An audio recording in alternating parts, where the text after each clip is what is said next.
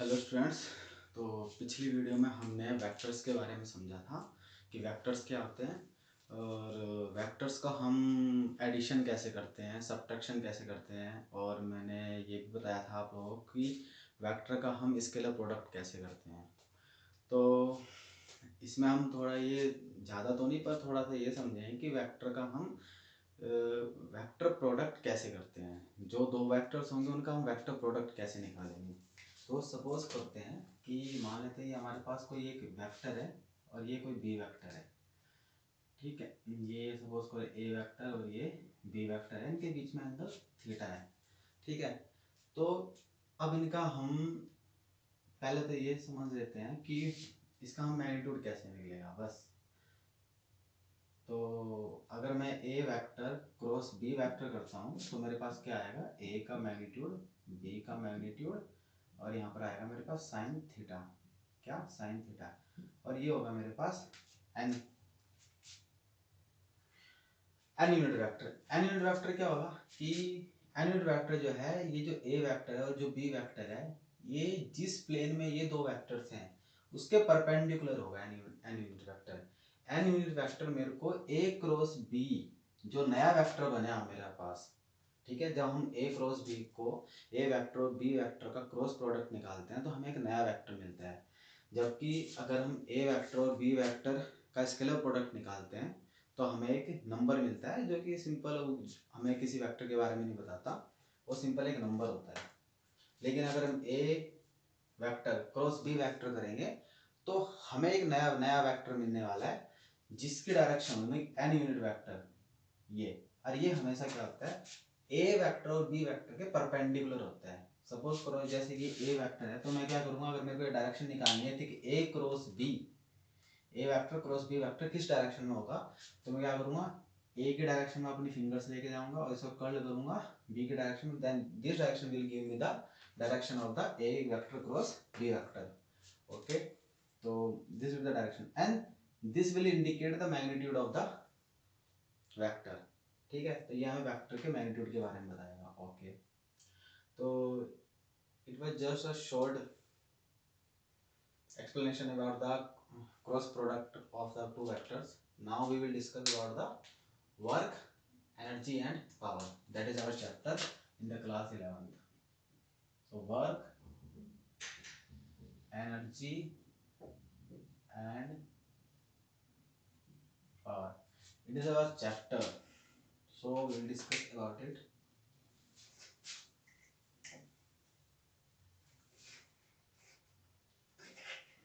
Now, so what is work? So first of all we will discuss about work. तो work क्या होता है, तो वर्क के बारे में हम समझेंगे कि सपोज करो ये कोई बॉक्स है जिसका कुछ मास होगा और इसमें मैं फोर्स लगाता हूँ ऐसे। ठीक, तो force is a vector quantity as we know all. ठीक है, और इसका तो अगर मैं इस पे फोर्स लगाऊंगा तो हम सबको पता है कि इसका इस डायरेक्शन में क्या होगा, डिस्प्लेसमेंट होगा। ठीक है, तो जिस डायरेक्शन में फोर्स लगे और उस डायरेक्शन में कुछ डिस्प्लेसमेंट हो तो हम ये बोलते हैं कि हमने कुछ काम, उस फोर्स ने कुछ काम किया है उस डायरेक्शन में। ठीक है, कुछ काम की, उस फोर्स ने कुछ काम किया है। ठीक है, तो इसको बोलेंगे हम क्या, work done, work done by the this force. ठीक है, अगर ये डिस्प्लेसमेंट कराने में सक्षम है, ठीक है, अगर ये डिस्प्लेसमेंट करा पाता है। अगर कोई भी फोर्स आप किसी पर अप्लाई करते हैं और उसमें कोई भी ऑब्जेक्ट में मूवमेंट नहीं होता तो हम ये नहीं बोल सकते कि उसने कोई काम किया है, भले ही आप कितना ही फोर्स लगाएं, कम लगाए ज़्यादा लगाएं। सपोज क्या करो, मैं इस बोर्ड को प्रेस कर रहा हूँ लेकिन इस बोर्ड पर कोई भी मूवमेंट नहीं हो रहा है, लेकिन मेरा फोर्स तो अप्लाई हुआ है, लेकिन क्या हुआ, मूवमेंट नहीं हुआ, तो कोई भी मैंने काम नहीं किया। ठीक है, जो वर्क डन का जो फॉर्मूला होता है वो हम फिजिक्स में ऐसे लिखते हैं, work is equals to F dot S. As we all know force is a vector quantity, force is a vector quantity and this is displacement, displacement is also a vector quantity। तो ये होता है हमारा work done, ये क्या होगा, work done. और हमने पिछली क्लास में ये डिस्कस किया था कि दो वेक्टर का अगर मैं डॉट प्रोडक्ट करता हूँ तो मेरे पास क्या आता है, एफ डॉट एस का जो मेरे पास आंसर आएगा वो आएगा एफ एस कॉस थीटा। अब ये क्या है, तो ये मेरे पास वर्क डन आया, वर्क डन। और मेरे को पता है दो वेक्टर्स हैं, लेकिन इनका डॉट प्रोडक्ट करूंगा तो ये मेरे पास एक नंबर आएगा। तो हमारा जो वर्क डन होगा वो एक स्केलर क्वांटिटी होगी। क्या होगी, स्केलर क्वांटिटी। जबकि फोर्स और डिस्प्लेसमेंट दोनों क्या है, वेक्टर क्वांटिटी है। तो हमें ये ध्यान में रखना है कि वर्क डन हमारा क्या होगा, स्केलर क्वांटिटी होगी। ठीक है, अब इसके बारे में समझेंगे थीटा क्या होगा। देखो, अगर मैं फोर्स इधर लगा रहा हूँ और डिस्प्लेसमेंट भी इधर हो रहा है, तो इस फोर्स और डिस्प्लेसमेंट के बीच में एंगल कितना है, 0, क्योंकि they are acting in the same direction. ठीक है, इनके बीच में कोई वो ही नहीं है, एंगल ही नहीं है।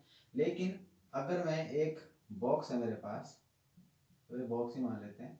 अगर मैं इस बॉक्स ऐसे फोर्स लग रहा है, इस डायरेक्शन में फोर्स लग रहा है, लेकिन ये मूवमेंट कर रहा है इस डायरेक्शन में, इसका डिस्प्लेसमेंट हो रहा है इस डायरेक्शन में, ये फोर्स है, तो इन दोनों के बीच में ये एंगल क्रिएट हो गया। अब ये चीज जानी पहचानी से लगती है, ऐसा कब हो सकता है, जैसे कि हम बचपन में क्या करते थे, छोटी सी गाड़ी के साथ रस्सी बांध लेते थे या धागा बांध लेते और उसको लेकर खींचते थे। तो हम तो फोर्स जो है, फोर्स हमारा इस डायरेक्शन में होता था, लेकिन उसमें मूवमेंट किस डायरेक्शन में होता था, हॉरिजॉन्टल डायरेक्शन में। तो ये फोर्स का कंपोनेंट है इस डायरेक्शन में, डिस्प्लेसमेंट की डायरेक्शन में। तो हम फोर्स के सिर्फ उसी कंपोनेंट को कंसीडर करेंगे जो डिस्प्लेसमेंट के डायरेक्शन में है।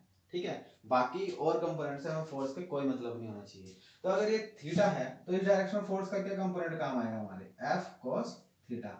तो इस डायरेक्शन में क्या होगा, जिस साइड एंगल होता है, तो अगर कोई वेक्टर क्वांटिटी होती है और जिस अगर हम उसको दो उसके कंपोनेंट्स में अगर हम उसको बांटना है, तो जिस साइड एंगल होता है, सपोज ये करें ये थीटा है और ये इसके साथ ये एंगल बना रहा है, ये आपका कोई वेक्टर है ए वेक्टर, और ये इस डायरेक्शन के साथ एंगल बना रहा है थीटा, तो ये जो होगा, ये साइड होगी आपकी ए कोस थीटा, और ये जो साइड होगी आपकी, इसको बोलेंगे आप ए साइन थीटा। ये पढ़ा भी होगा आप लोगों ने। ठीक है, और ये इजी आप समझ सकते हैं। ठीक है, जिस साइड एंगल होता है उसको हम लेते हैं एक कोस थीटा लगा देते हैं उस साइड पे, और दूसरी साइड में लगाते हैं साइन थीटा। तो इसको हमने इसके इस वेक्टर को इसके दो कंपोनेंट में, वर्टिकल और हॉरिजॉन्टल कंपोनेंट में बांट दिया हमने इसको। ठीक है, तो ये है आप लोगों का फोर्स।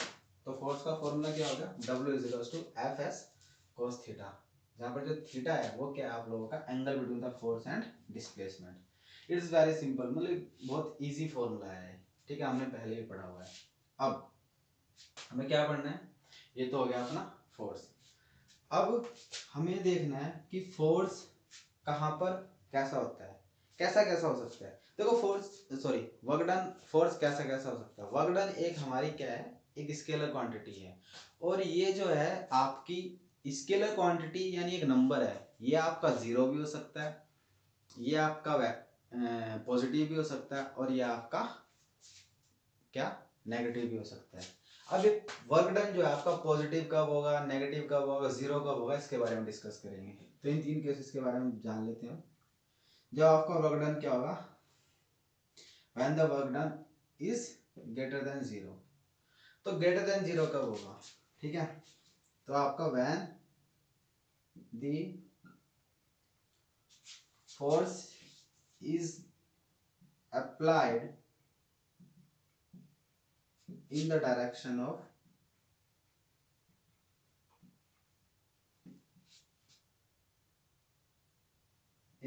of displacement।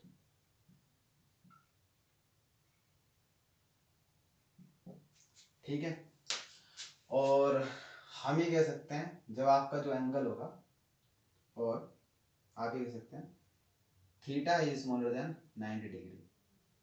ठीक है, थीटा जो होगा आपको 0 से बड़ा हो, मतलब 0 हो, 0 से बड़ा हो, 0 डिग्री से बड़ा हो, और या 0 हो।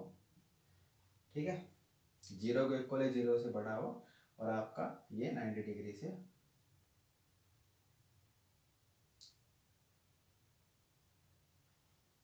90 डिग्री के बीच में होगा आपका। ठीक है, तो ये होगा आप लोगों का वर्क डन। तब आपका इस कंडीशन में जो आपका वर्क डन होगा पॉजिटिव होगा। अब कैसे होगा, देखो अगर आप cos की वैल्यू निकालेंगे 0 से लेकर 90 तक आपको जो है हमेशा पॉजिटिव वैल्यू मिलेगी, ठीक है।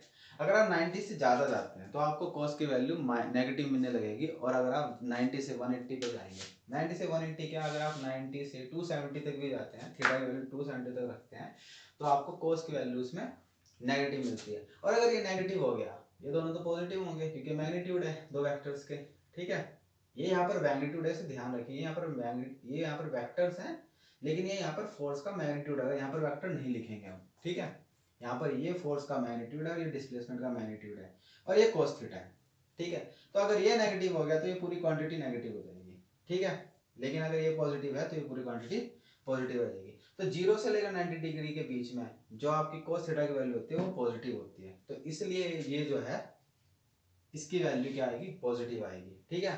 तो ये वाला एक गुड एग्जांपल है जिसमें वर्क डन क्या होगा आप लोगों का, पॉजिटिव होगा। ये आपका फोर्स है, फोर्स है तो इस डायरेक्शन में आप लोगों का फोर्स लग रहा है, ये फोर्स का कोई कंपोनेंट है जो एक्ट कर रहा है, और ये इसी डायरेक्शन में कर रहा है जिस डायरेक्शन में आपका क्या वेक्टर है, सॉरी डिस्प्लेसमेंट है। तो इन दोनों का जो प्रोडक्ट आएगा वो पॉजिटिव आएगा, तो इस केस में जो वर्क डन होगा आपका वो पॉजिटिव होगा। सेकंड केस ले लेते हैं, जब आपका वर्क डन क्या होगा, नेगेटिव हो, यानी नेगेटिव क्या होगा,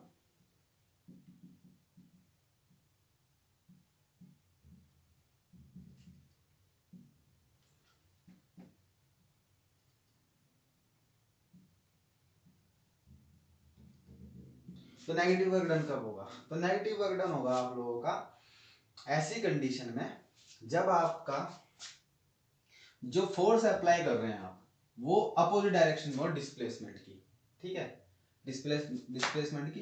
तो जिस इस डायरेक्शन में फोर्स अप्लाई इस डायरेक्शन में हो रहा था, डिस्प्लेसमेंट भी इस डायरेक्शन में हो रहा था, तब आपका वर्क डन क्या होगा, नेगेटिव होगा, ठीक है। तो आप इसमें बोल सकते हैं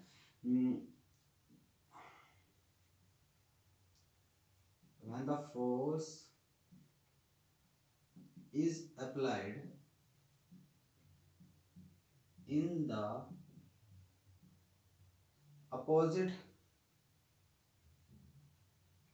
direction of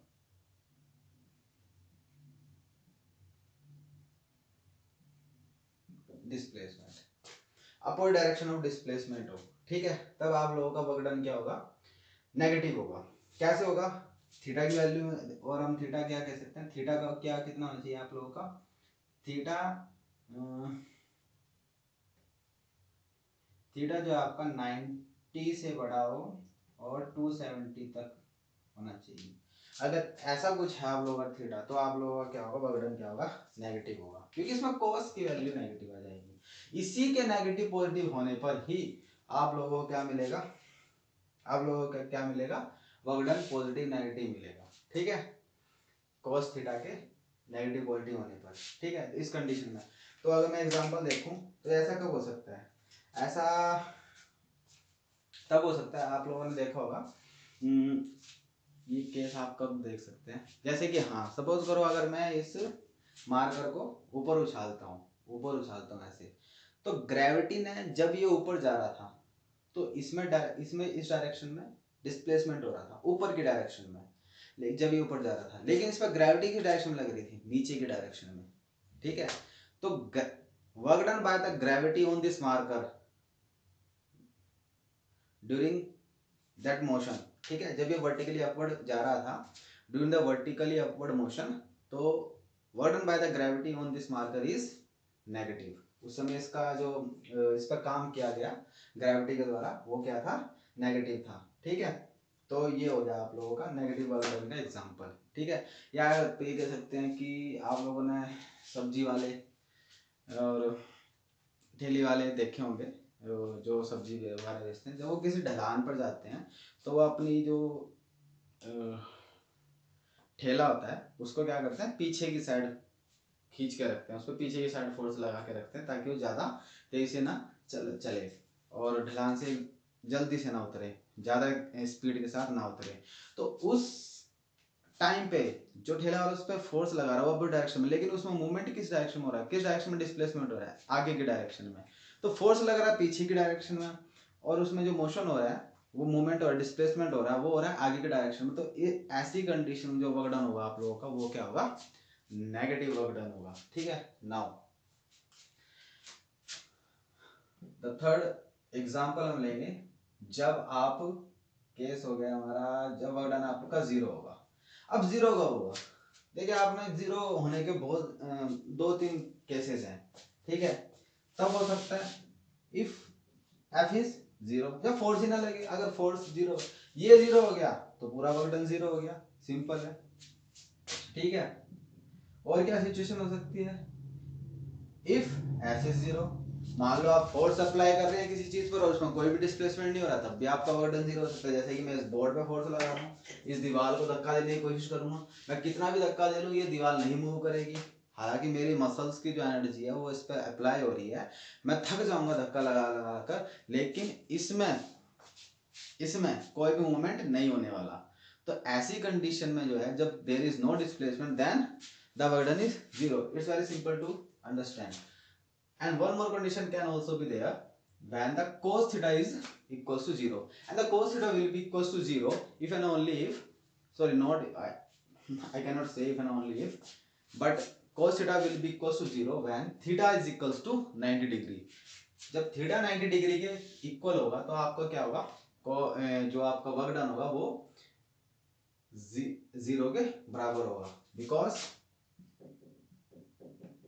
if theta is equals to 90 degree, then cos 90 is equals to 0।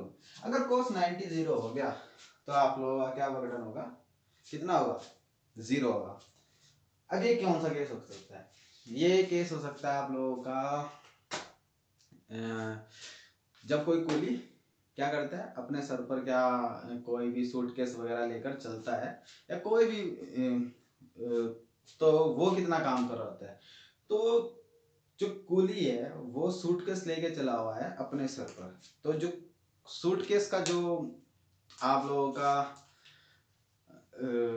Wait है उस पर जो ग्रेविटी फोर्स लगा रही है वो इन द सूटकेस पे जो फोर्स लग रहा है वो इन द डाउनवर्ड डायरेक्शन पे लग रहा है, बट उसमें डिस्प्लेसमेंट किस डायरेक्शन में हो रहा है, in the forward direction, in the forward direction.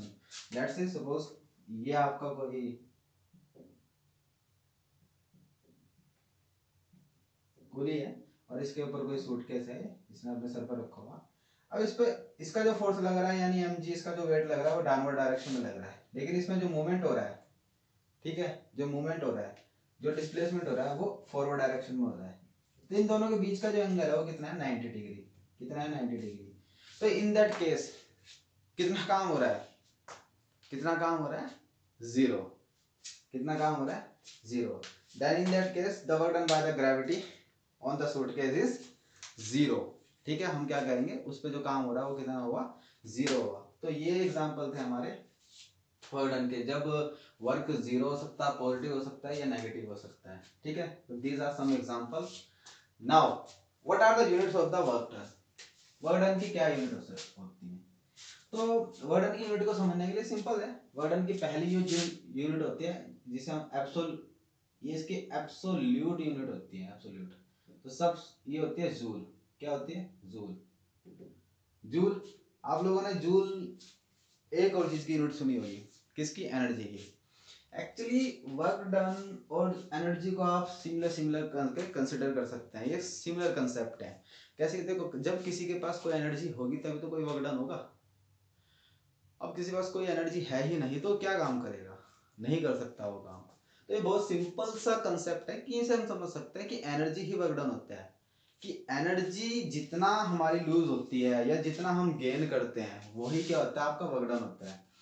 Suppose करो मेरे पास एनर्जी है, किसी इंस्टेंट पर किसी बॉडी के पास कोई एनर्जी है 100 जूल, और उसने कुछ काम किया, देन उसके पास जो एनर्जी बची है after some time after doing that work the energy remain with the body is 50 joule.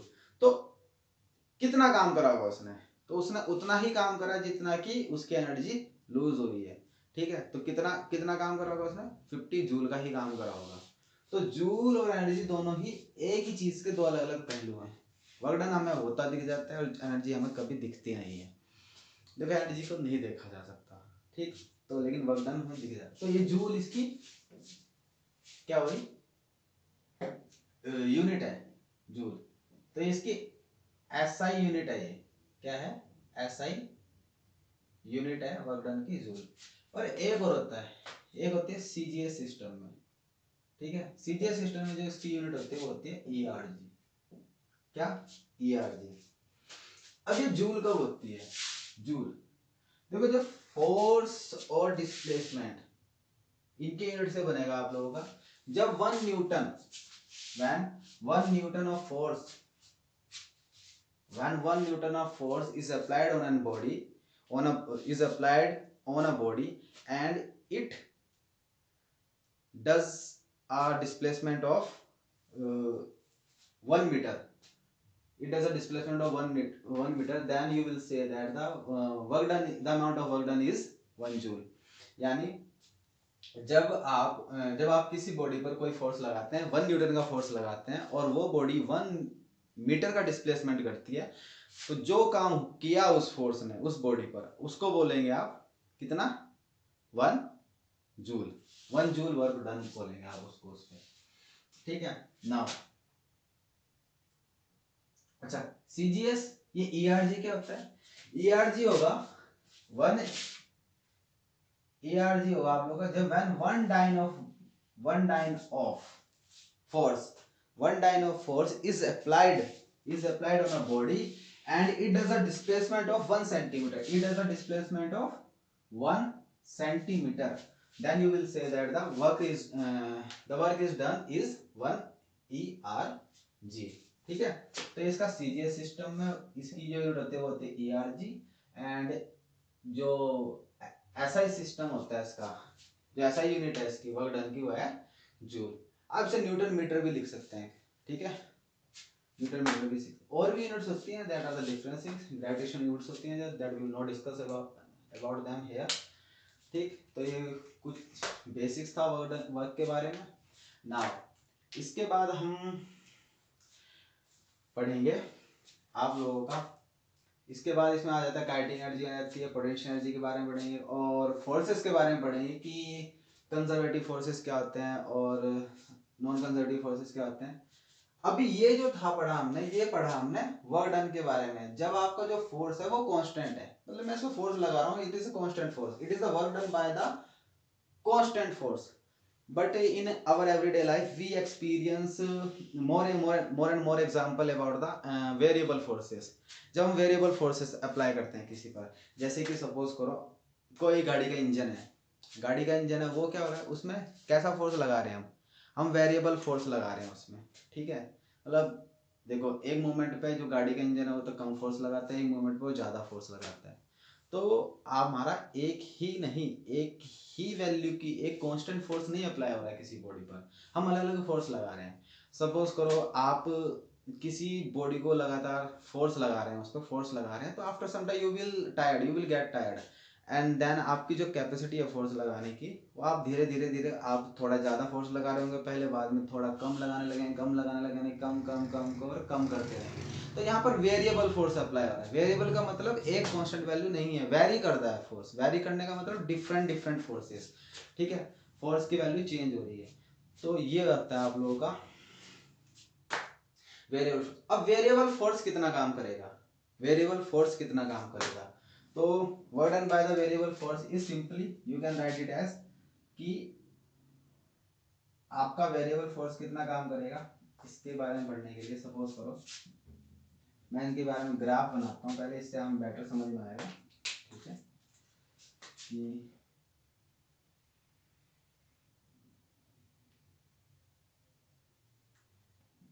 ये आपका है फोर्स और ये आपका डिस्प्लेसमेंट एस, और ये फोर्स अप्लाई करा आपने, and this force you can see ये इस स्टैंड पर कुछ कम है, यहाँ पर बढ़ रहा है, फिर थोड़ा कम होने लगा, ऐसे वेरी कर रहा है, ये फोर्स वेरी कर रहा है। तो मैं फोर्स निकालना चाह रहा हूँ कि जब कितना मैं वर्क डन निकालना चाह रहा हूँ कि कितना वर्क डन हुआ होगा जब बॉडी यहाँ से, ये कोई ए पॉइंट है और ये बी पॉइंट है, ए से बी पॉइंट तक गई है, इतने में ये जो मैंने फोर्स लगाया अप्लाई करा जो कि वेरी कर रहा है, ये कितना काम कर रहा है। तो मैं क्या करूँगा, सिंपली अगर मैं एरिया निकाल दूं, एरिया अंडर द कर्व, इस कर्व के अंदर जितना एरिया होगा अगर मैं वो निकाल दूं तो वो ही होगा मेरा वर्क डन के बराबर। ठीक है। और ये कैसे निकल सकता है, तो मैं क्या करता हूँ, ये जो डिस्प्लेसमेंट हो रहा है एक छोटा सा डिस्प्लेसमेंट मानता हूँ, छोटा सा, ठीक है। ऐसे ऐसे करके मैं छोटे छोटे से डिस्प्लेसमेंट कंसीडर करता हूँ।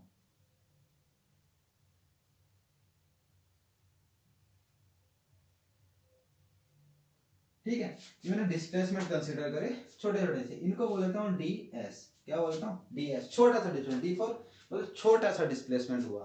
ठीक है, ये पूरा डिस्प्लेसमेंट कितना हुआ, ए से लेकर बी तक, सपोज करो ये ऐसा होगा। लेकिन जो मैंने छोटा सा डिस्प्लेसमेंट कंसीडर करा किसी एक इंस्टेंट पर, तो और इसमें जो फोर्स अप्लाई हुआ, ये फोर्स अप्लाई हुआ ये, और ये लगभग लगभग एफ की वैल्यू है, एफ, और यहाँ पर ये थोड़ा सा कांस्टेंट है, यहाँ पर ये वेरी नहीं कर रहा है। मतलब अगर देखें तो ये लगभग, अगर मैं इसको, इस रेक्टेंगल को मैं, ये जो स्ट्रिप है, इस रेक्टेंगल को मैं इतना छोटा मान सकता हूँ, इतना छोटा कि ये बहुत ही ज्यादा पतली है।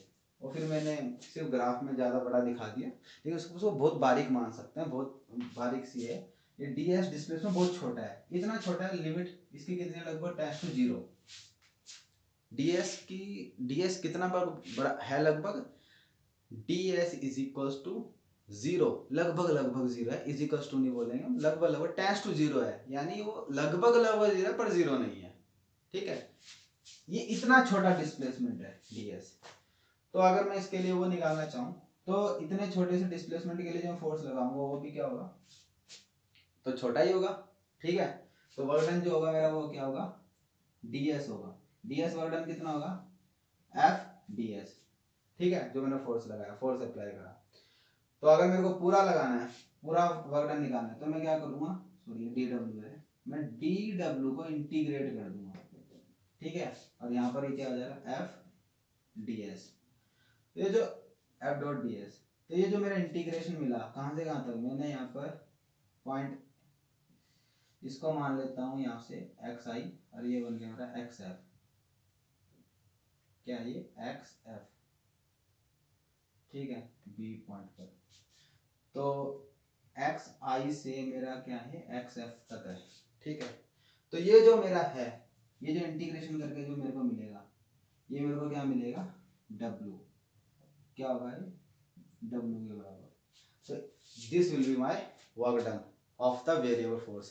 In that condition we have to integrate, हम बस इंटीग्रेशन का यूज हो जाएगा यहाँ पर, और हम क्या निकाल देंगे, work done by the variable force।